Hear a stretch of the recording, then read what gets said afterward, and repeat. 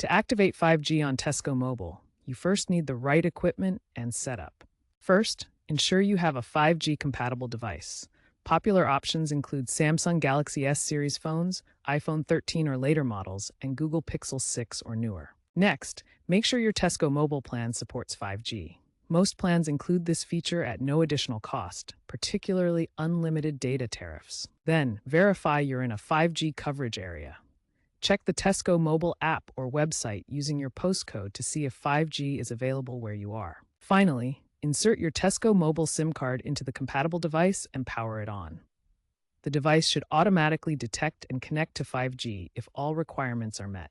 Now, let's enable 5G in your phone's settings. On Android, go to Settings, Network and Internet, Mobile Network, Preferred Network Type, and select 5G. On iOS, go to Settings, Cellular Data Options, Voice and Data, and choose 5G on. After enabling, test your connection with a speed test app like Ookla Speed Test in a 5G area.